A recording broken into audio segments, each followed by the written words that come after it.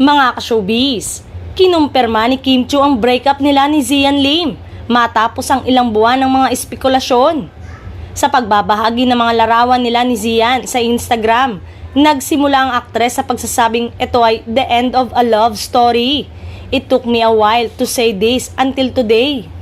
We owe our supporters the truth, but we also respect each other's time of healing.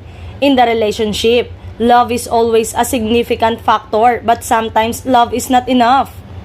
We thank all our followers for their love and support, but now we ask you to appreciate our honesty and give us the privacy we need as we begin new chapter of our lives. To all our supporters, maraming salamat for all the love and understanding. Lastly, to Z, thank you for the almost 12 years of beautiful memories together one can never imagine. You will always have a place in my heart. Thank you for showing me what love is. As we close this chapter of our lives, I am asking for everyone's kindness and respect. I hope this clears everything as we all move forward with our lives. Noon palang November 2023 ay marami ng clues ang kanilang hiwalayan. Nariyan ang maraming tukso ng mga co-host ni Kim sa It's Showtime. Tinanggal din ni Zian sa kanyang YouTube channel ang mga video na kasama si Kim.